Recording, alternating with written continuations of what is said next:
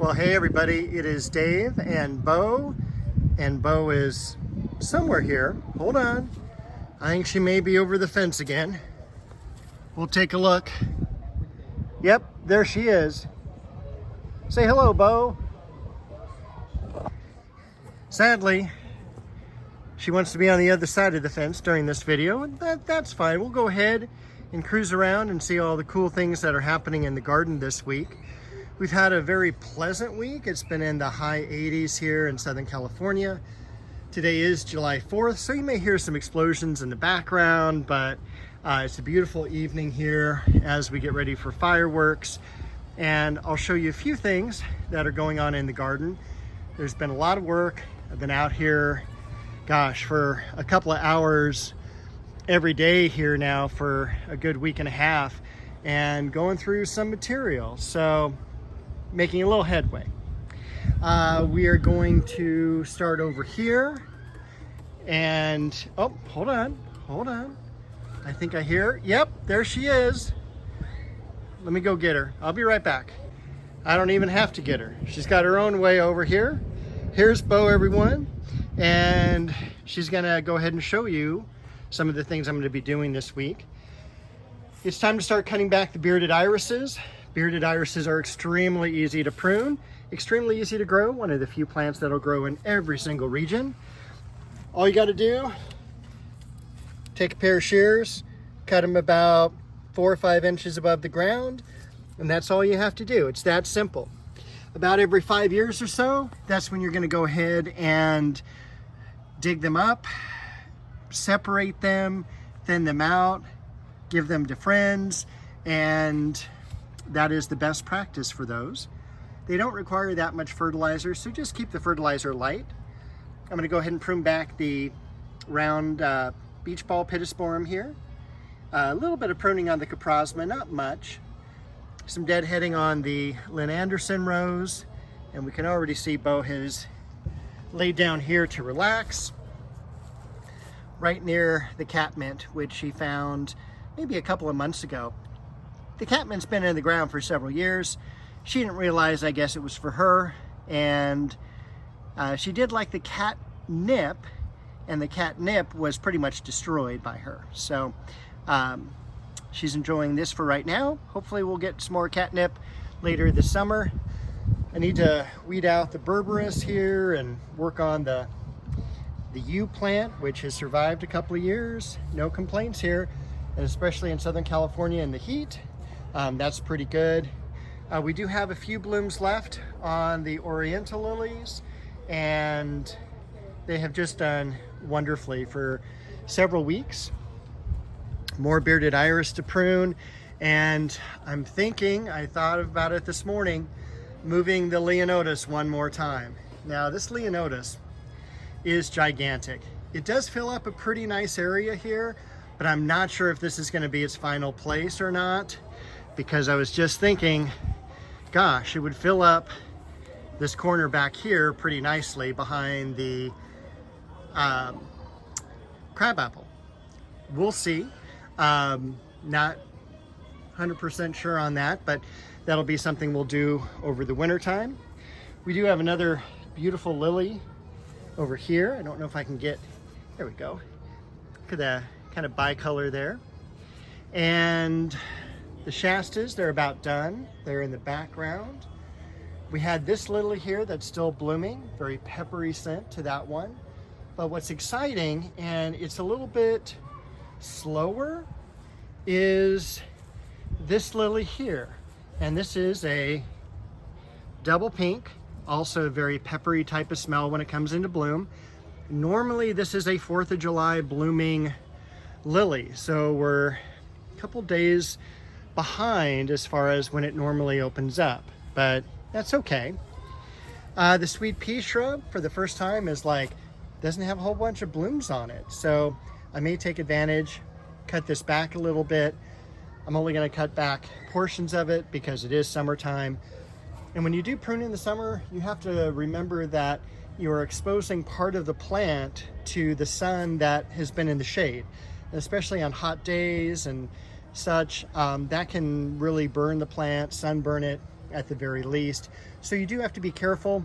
It's okay to wait until fall to do your pruning once all the threat of heat has passed, usually by October 15th at the very latest, and that's in the warmest regions like where I am. So normally by November or October 15th, all the heat's gone and it's fine to prune at that point. We do have the almond bush in the background, no blooms on that. Again, I kind of probably pruned it too much during the winter time, so it took a little bit of time to bounce back. It does have a few bloom stalks on it. Hopefully they'll be open next week. All the lamb's ears you can see here. In fact, we've got some blooms coming up on the lamb's ear. We've got some blooms on this plant here as well. The daylily, still looking terrific. And I keep forgetting to talk about how great this chocolate cosmos is. I mean, look at how many buds it has. And it really is a terrific wildflower looking plant in the yard. Now, I hate these because when I worked in the nursery business, they would make you go ahead and go through and prune or cut all the dead flower stalks off. And it would just be hours and hours and hours. And so I hate doing that. So for my yard, I let it go through a bloom flush. I'll cut the entire plant back and let it regrow. I'm not gonna deadhead all these individual flower stalks because they do have to be cut. They can't just be, they don't break cleanly from the plant. So I've got a lot of dead rose blooms to prune off so that it cycles another bunch of blooms. Again, I just can't tell you how thrilled I am with the flowering apricot. I can't wait until next year. Can't wait until winter because I do want to add a couple more flowering fruit trees to the yard at that time. I'm going to be working on this bed as well because it's just overgrown. Oh my gosh. And it's one of those things where, you know, today's Friday. I've already filled up the trash can. I started filling up my neighbor's trash can and he started working in the yard today. So I felt really bad about that, going, oops, sorry, you know, you normally don't work in the yard. What else do I want to say? These fruit trees are doing terrific. I don't know if there's much as far as fruit trees, much as fruit goes this year on them. They were heavy producers last year, but this year, not a whole lot of fruit that I've seen. So it may be kind of a off year for those. It is not uncommon, and we had a very warm winter this year. In fact, we got very little rain, right around 5 inches of rain. Normally we get about 12. So hopefully we'll get more rain next year, more colder weather. You're gonna get a better harvest of fruit, and it is not uncommon for them to be heavy bearing one year, light bearing the next. So over here, this is where I spent a lot of time this past week. I edged all around the bricks, found some sprinklers, and also cleaned this area out as well. I'm gonna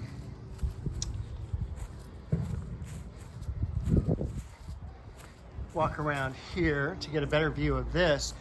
The diosma, or pink breath of heaven, was gigantic, and it got a total military haircut, kind of a flat top there. And I also cleaned out all the center portions, went through, just did some, you know, shot some water sprays through there to make it nice and clean. And of course, got rid of all the Iceland poppies and pansies that definitely were spent. It is July, so I mean, it's, you know, they did really, really well. Also went ahead and pruned back the grass on this area here. I need to get back into this section, clean it out, leave the daylilies. I cut back the eugenia as well, and I need to do a little bit more pruning there. But again, I was pruning because I knew I had at least half a week before we started getting into some really hot weather. In fact, not just half a week, a whole week. Because on Wednesday, I think we're supposed to get in the mid 90s, but then back into the 80s. So knock on wood, we've had a really good, cool summer so far. And it's just been great. A few Shastas blooming back here, as well as the geraniums. We've got beautiful Japanese maple, orange dream in the back. Forsythia off to the left. Don't know if there's a whole bunch going on in this section. And then last week I showed you that. I did get the rocks cleaned up, reset those, mulched this area, planted the carnation here. Also took a couple cuttings there in the back of the scented geranium that's variegated, and they've been there a week already and they're holding their own. So I'm hoping I can just root them, that's the main plant here, and have a little bit of a background of those. Thought they'd make a nice contrast with the ivy in the background. These Shastas are about done, and you can also see how quickly the yarrow, again, I probably wouldn't have cut this back if it was going to be 100 degrees, but it needed to be cleaned out. I cut it back already, just a ton of new growth coming up. Couldn't be happier.